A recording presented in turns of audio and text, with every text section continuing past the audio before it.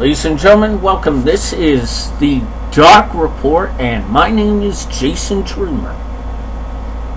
We'll start with the dark match from the NXT TV tapings from Winter Park, Florida, from Full Sail University.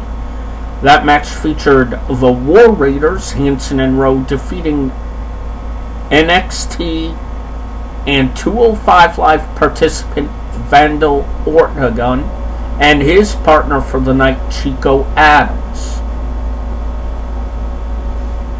War Raiders ended up winning that match, just so everyone understands why I said it the way I did.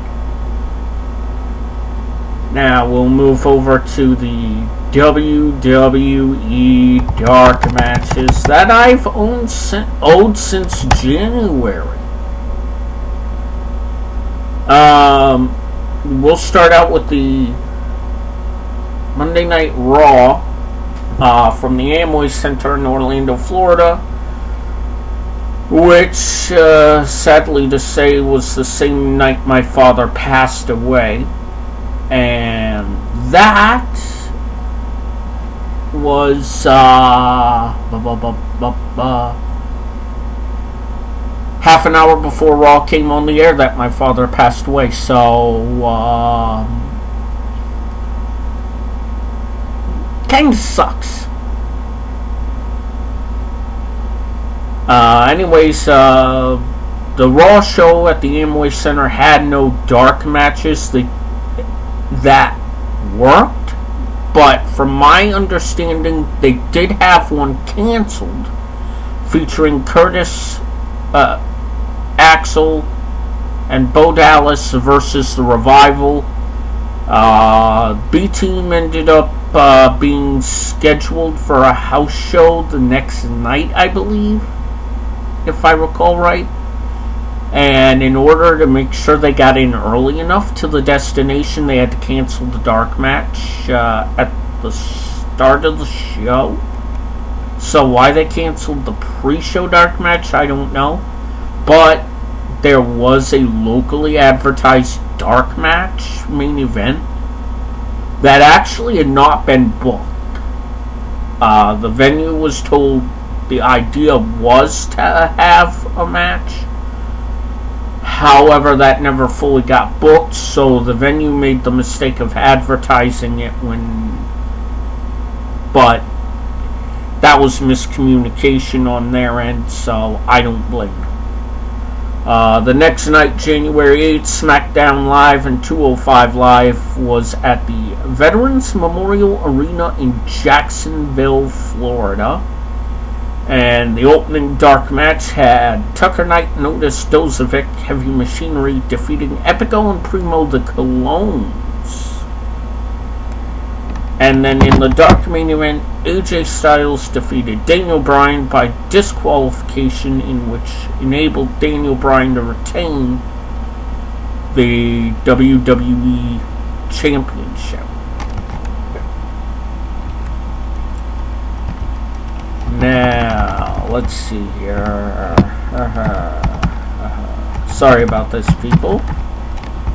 But my file is excessively out of date, and I apologize for it. Anyways, the next week, when they were in Memphis, Tennessee at the FedEx Forum, Monday Night Raw had no dark match. Again.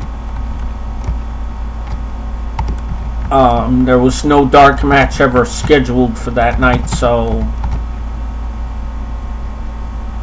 it's what happens. The next night, Tuesday night, SmackDown and 205 Live were in Birmingham, Alabama. In the opening dark match for SmackDown, EC3 defeated Aiden English, and Heavy Machinery defeated the Colones again.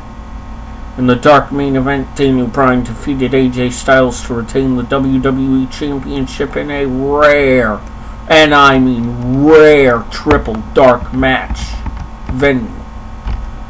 Monday Night Raw from Chesapeake Energy Arena in Oklahoma City, Oklahoma had no dark match.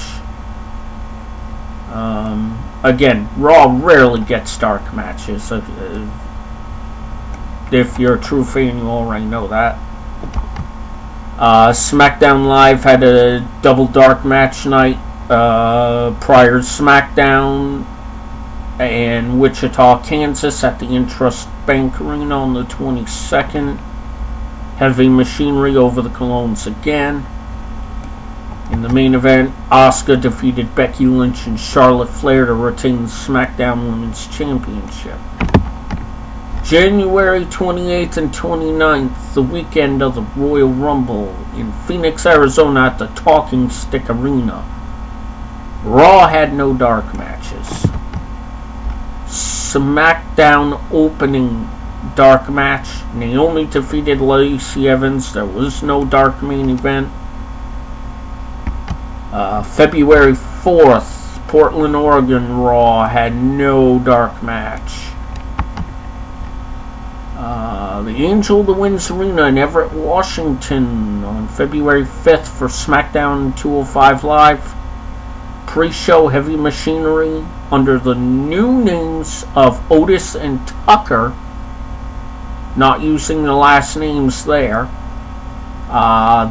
Heavy Machinery defeated Alexander Wolf and Eric Young of Sanity.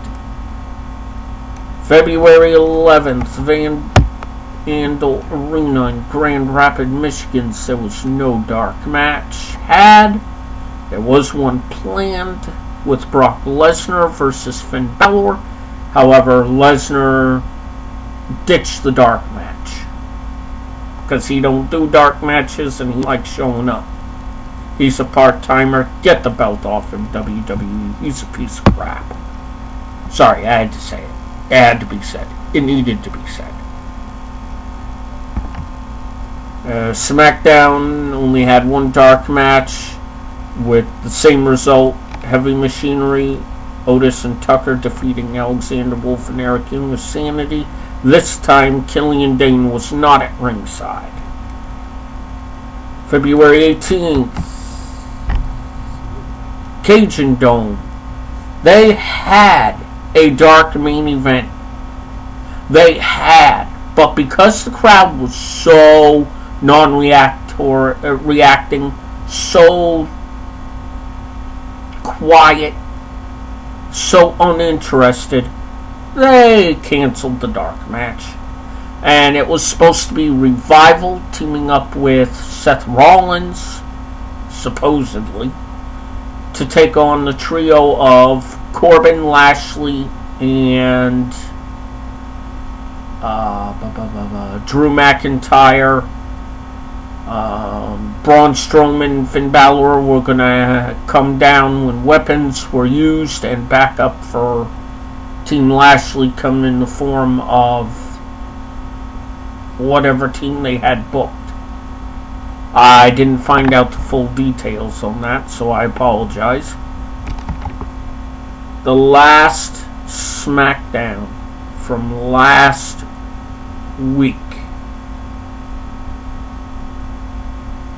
in New Orleans, Louisiana at the Smoothie King Center. Pre-SmackDown, R-Truth and Rey Mysterio defeated the Colognes. After 205 went off the air, Asuka defeated Charlotte Flair to retain the WWE SmackDown Women's title. And ladies and gentlemen, this has been the Dark Report for February 24th, 2019. I will be back with more Dark Report for you as the dark matches become available and as soon as I get the full info for each match.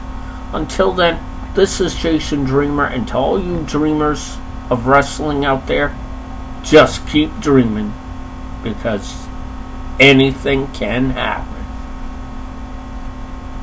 when you dream.